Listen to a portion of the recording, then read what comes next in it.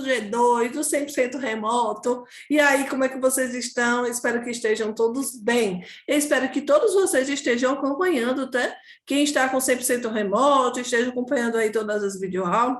Quem está no G1 e no G2, esteja aproveitando todos os momentos, minha gente, do presencial, né? Muito importante. Tire todas as suas dúvidas com o seu professor, né? Caprichem aí. Então, vamos lá para mais uma aula de geografia? E aí, para quem vem chegando agora, eu sou a professora Isana. Como é que vocês estão? Estão bem? Né? Acompanhe, minha gente, acompanhe, aproveite todos os momentos. Certo? Então, a aula de hoje vai da página 54 até a página 59.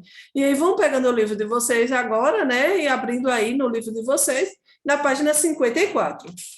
Então, antes de iniciar minha aula, eu tenho uma mensagem para vocês, né? Todos os seus sonhos podem se tornar realidade, se você tiver coragem para persegui-los. Então, vocês, né, que sonham, todos os seus sonhos têm com todas as condições, sim, de se tornar realidade.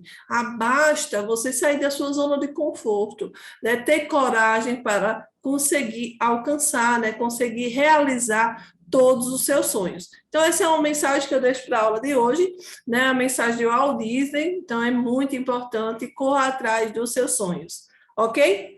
Então, vamos lá, nossa aula vai começar, hora de estudar. Hora de estudar é o quê? Livro, caderno, lápis e caneta. Vamos lá? Vamos com tudo? Vamos que vamos. E nós vamos dar continuidade, lembram, falando do assunto sobre migração. Então, nossa última aula foi sobre migração, e hoje nós vamos falar um pouquinho sobre essa questão, né, dos deslocamentos. Vamos continuar ainda sobre o assunto de migração, sim, mas vamos falar um pouquinho sobre refugiados e deslocamentos internos. Então, esses fluxos, né, hoje em dia, né, têm ganhado cada vez mais destaque, e vem preocupando vários governos do mundo todo, os países do mundo todo. É o de refugiados e os deslocamentos internos. Então, quando as pessoas se deslocam dentro do próprio país, fugindo de conflitos, eles são denominados de deslocamentos internos. Quando essas pessoas se refugiam, né, fogem de conflitos, que saem do país, eles são chamados de refugiados. Então, acontece muito, lembram do assunto da aula passada, acontece muito problema, né? Muitos conflitos, muitos desastres naturais, muitas guerras, né? Questões religiosas, questões étnicas, questões culturais, que fazem com que essas pessoas fujam do país. Então, pode ser que a pessoa saia, né, se desloque dentro do seu próprio país, que sai de um estado para o outro, buscando, né, uma sobrevivência. Esse é o chamado deslocamento interno. E aí, quando ele sai de um país para o outro, buscando, né, se refugiar, né, sobreviver, eles são chamados de refugiados, que eles saem de um país para o outro. Então, a ONU, né, tem, né, sempre eles buscam observar, né? Então, a ONU tem uma agência para os deslocamentos internos e os refugiados, ela é conhecida como ACNUR, Alto Comissariado das Nações Unidas para Refugiados. Então, em 2006, havia no mundo mais de 36 milhões de deslocamentos internos, dos quais cerca de 7,5 milhões estavam na Colômbia, 7 milhões na Síria e 5,3 milhões no Iraque. O número de refugiados foi estimado aproximadamente 17 milhões. O país que mais abrigava refugiados era o quê? Turquia, com cerca de 3 milhões, seguido do Paquistão e 2,5 milhões. Então, vejam só, aí vocês observam que o número de deslocamento interno e refugiados é muito grande no mundo todo. E aí a gente observa que existem muitos problemas sociais, muitos problemas econômicos, étnicos, religiosos, que causam esse refugiamento e esse deslocamento interno. E aqui nós temos, né, um planisfério de refugiados e deslocamentos internos. Os que têm de roxinho são os refugiados, os de verdes, deslocamentos internos. Então, os refugiados, minha gente, eles enfrentam muitos desafios. Então, da perigosa fuga do país de origem, né, em razão, como eu já falei, de guerras, de conflitos internos, perseguições políticas, religiosas e étnicas, e eles acabam saindo do país e se refugiando em outro. Mas, diante dessa situação, tem todo um contexto por trás. Então, muitos imigrantes, eles acabam pagando traficantes, né, que tentam entrar ilegalmente em outros países. Né, um exemplo, países europeus. Esses agentes, esses traficantes, eles são chamados de coiotes, que você paga um valor, certo? Que garantia essa travessia. Mas as travessias, elas são muito perigosas, muito arriscadas. Né? Elas são feitas em péssimas condições e com muito risco de morte. E aí, né, e várias, olha, por exemplo, uma saída uma questão para entrar na Europa. Né? Muitos refugiados eles acabam navegando pelo mar Mediterrâneo em embarcações sem nenhuma segurança e superlotado. E acabam essas embarcações virando, né? E acabam tendo vários e vários acidentes e muita gente morrendo nessas travessias. Conflitos e refugiados no mundo. Então, a história da humanidade resiste a vários e vários conflitos, né, devido a essas motivações econômicas, desigualdade, intolerância. Lembram que eu falei intolerância étnica, religiosa, que é o não respeito às pessoas, né? Então, como consequência, podendo observar enorme contingente de pessoas obrigadas a abandonar seus lares em busca de sobrevivência. Então, essa multiplicação do número de refugiados é uma das faces mais dolorosas dos conflitos, que explodem em todo o mundo, em especial nos países em desenvolvimento e menos desenvolvidos. A solução para os conflitos e para o drama dos refugiados passa pela consolidação do diálogo entre as relações internacionais, apenas pela via de negociação com respeito à vida humana e às leis de direito internacional. Será possível criar condições justas para todos os envolvidos. Então, nós vamos observar aqui alguns números de refugiados, né, no mundo todo. Vocês é só observar aí no livro, a imagem fica melhor, né, que vem crescendo bastante esse número de refugiados. Então, antigamente era 21,3 milhões de refugiados, né, e 40,8 milhões de deslocamentos internos. E esses deslocamentos, esses refugiados, eles estavam, né, sob proteção. Mas existe no mundo todo também refugiados que vivem em condições muito precárias, sem proteção nenhuma. Então, aqui, né, como eu já falei, é só vocês observarem aqui no gráfico o mundo total de refugiados de 2015. Então, o continente, né, que aí, observem aí, olha, esse número de refugiados no mundo todo. Aí nós temos a África, nós temos a América, nós temos a Ásia, nós temos a Europa, Oriente Médio, né? Então, um total de refugiados muito grande, né? De pessoas que saem, que sofrem, né? Que buscam outro país para sobreviver. E aqui nós temos Brasil, solicitação de refúgio por país de origem em 2016.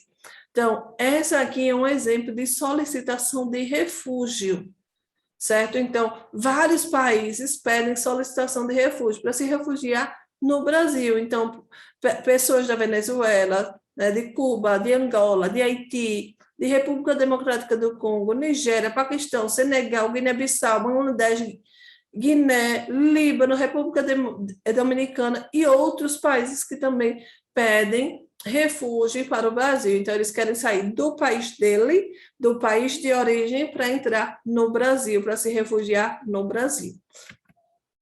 E aí nós temos, né, um mapa, que aí vocês observam esses pontos aqui, olha. Peraí, calma aí, viu? Deixa eu colocar, pronto.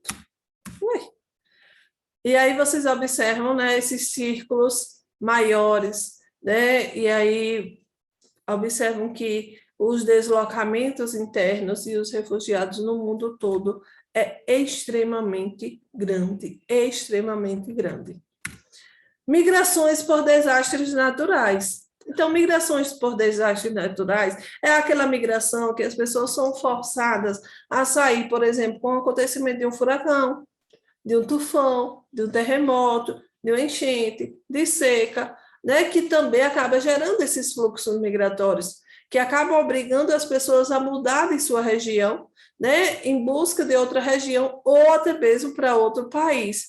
Então, por exemplo, enchentes provocadas pelas monções na Ásia obrigam milhões de pessoas a se mudar todos os anos. Então, essas enchentes na Ásia acabam, assim, tendo uma consequência muito grande, obrigando essas pessoas a migrar. Então, em consequência das mudanças climáticas, essa situação deve se agravar, pois, além das variações do clima, cada vez mais intensa, o nível do mar tende a subir, o que vai levar milhões de pessoas a se mudar das áreas costeiras. Aí a gente tem outro ponto, né, que é o aquecimento global, né, que faz com que as geleiras derretam, o nível do mar, a tendência é subir, e o que vai fazer com que várias cidades, várias áreas costeiras alaguem e que as pessoas tenham que sair daquele local para sobreviver em outro local.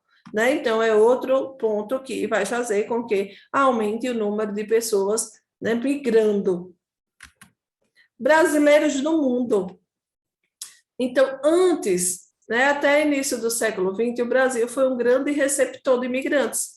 Hoje são os brasileiros que saem do país em busca de melhores condições de vida. Então, antigamente, né, o Brasil recebia muita gente, muita gente no nosso Brasil. E hoje, muita gente sai do nosso Brasil para outros países, em busca de melhores condições de vida, em busca de um emprego, né, em busca de condições melhores. Então, um fluxo que teve muito destaque na década de 80 e 90 foi os descendentes de japonês para o Japão. Eles foram trabalhar em fábricas em busca de melhores salários por causa da crise econômica pelas quais o Brasil passava. Esses imigrantes ficaram conhecidos como decassegues. Então, são pessoas, né, que saíram para o Japão em busca de trabalho, em busca de melhores condições de vida. Então, hoje existe, poxa, muito brasileiro espalhado por todos os continentes. Então, a cada dia que passa, muitos brasileiros estão saindo do nosso país para outros países, para estudar, né, para ganhar, para ter um salário digno, para ganhar um salário melhor, para ter uma qualidade de vida melhor. E aí nós temos um planisfério. O planisfério mostra os brasileiros residentes no exterior. Esse planisfério é um planisfério de 2015. E aí vocês observam, né, uma média, uma porcentagem de brasileiros que saem do país de origem para outros países. Então, brasileiros nos Estados Unidos, né, brasileiros no Paraguai, brasileiros no Japão, brasileiro em Portugal, brasileiro na Espanha. Então, os brasileiros estão, olha, espalhados aí no mundo todo. E quem sabe um dia você, aí, né, que está em casa estudando hoje, 8º ano, quem sabe no futuro você já não seja um desses brasileiros que vai para fora, né, que vai migrar para outro país em busca de melhores condições de vida, em busca de um emprego melhor. Olha que legal. Tudo é possível, com certeza, é só querer, correr atrás. E aí nós temos aqui as comunidades imigrantes nos locais de destino. Então, qualquer que seja a causa da migração, em geral, os imigrantes enfrentam situações de grande vulnerabilidade social, em decorrência das dificuldades de adaptação no local de destino. Então, quando as pessoas, né, chegam em outro país, não são adaptadas, estão acostumadas com uma cultura, né, diferente, e aí sofrem, sim, tem várias e várias dificuldades, né, até se adaptar com aquele local.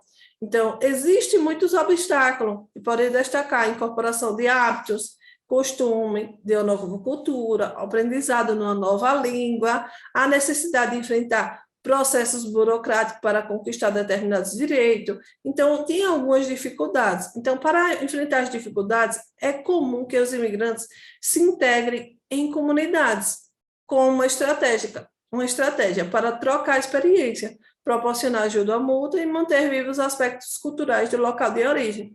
Então, por exemplo, aqui no Brasil, né, em São Paulo tem uma rua, né, que tem umas características do Japão. Então, lá essa rua é específica para comida japonesa. Então, pessoas que vêm do Japão se identificam bastante com essa rua. Então, gostam, né, de fazer essa visitação nesse local, né, porque conseguem chegar e ter uma maior leveza, porque vai conviver, né? Vai conversar com pessoas que são do seu país de origem.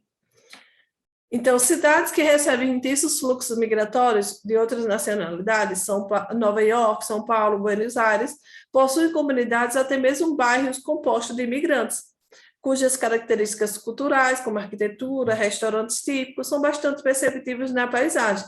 Lembra que eu falei agora? Então, em São Paulo, tem um bairro, né, chamado Bairro Liberdade.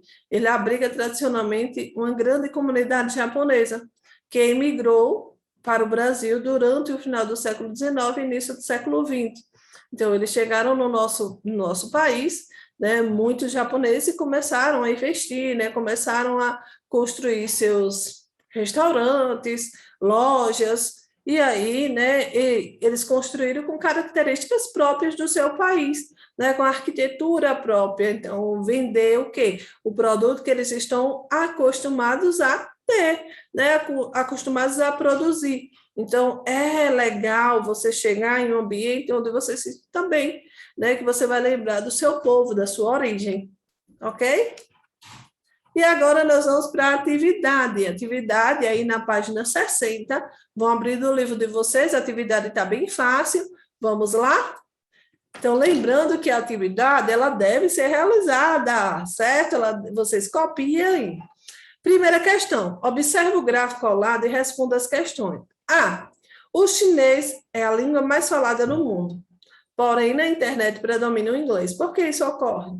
Lembra que eu falei, né, o chinês, no caso, o mandarim é a língua mais falada, por quê? Porque existem dois países, né, a China e a Índia são os dois países mais populosos do mundo. Então, o chinês, que é o mandarim, que é falado na China. Mas, vamos lá, né, o inglês é a língua mais influente do mundo porque se reflete na internet. E o inglês, qual é a língua que você estuda na escola? Né? Você estuda o português e você estuda o quê? O inglês. Então, ela é uma língua internacional. E ela é uma língua internacional porque vários países do mundo todo as pessoas falam também o inglês. Veja bem, porque língua como o japonês e o alemão estão entre as línguas mais faladas se Japão e Alemanha não são os países populosos. Olha, interessante, porque Japão e Alemanha são países com altos níveis de desenvolvimento e boa infraestrutura, proporcionando à sua população condições para pagar o acesso à internet. Além disso, são países que têm influência no cenário mundial, principalmente no aspecto econômico. Então, lembrem lá, quando vocês compram um produto, né, importado, vem sempre, né, falando o inglês, vem a língua do japonês. Então, são essas questões, né, essas influências econômicas que eles acabam, né, tendo essa grande importância. Vamos para a próxima. Terceira questão. O gráfico a seguir mostra os principais países de imigração em dois momentos históricos diferentes. A. De qual continente a maioria dos migrantes provinha entre 1846 e 1924? E em 2004? B. Explique por que ocorreu essa mudança de origem dos imigrantes. C. No município que você vive, há descendentes de grupos europeus que vieram ao Brasil no final do século XIX e início do século XX? De quais países eles eram? Você tem familiares descendentes de imigrantes europeus? E aí vocês vão observar o gráfico, certo? De qual continente a maioria dos migrantes provinha entre 1846 e 1924. Vão olhando aqui esse primeiro gráfico, principais países de imigração, 1846, 1924, e vocês vão fazer, né, a letra A. Letra B, né, e vocês vão explicar que mudança foi essa que aconteceu quando fazendo essa comparação, né, desses dois gráficos. E letra C, uma questão bem pessoal, Você vai perguntar ao seu pai, à sua avó, à sua tia, se eles conhecem alguma pessoa que é descendente do grupo europeu, né, do Brasil, aí nessa questão do final, no século XIX, no século XX, se tem pessoas, né, na sua de vocês, na família de vocês, que são migrantes, né, que são descendentes, certo? Então, essa atividade, essa questão é aquela questão que fica para casa, que vocês devem fazer e mandar para o seu professor e ou entregar pessoalmente para o seu professor, certo? E nossa aula vai ficando por aqui. Continuem se dedicando direitinho, continuem caprichando, continuem acompanhando as aulas remotas e as aulas presenciais. Aproveitem o máximo possível das aulas presenciais de vocês, certo? Um abraço, fiquem com Deus. Tchau, tchau!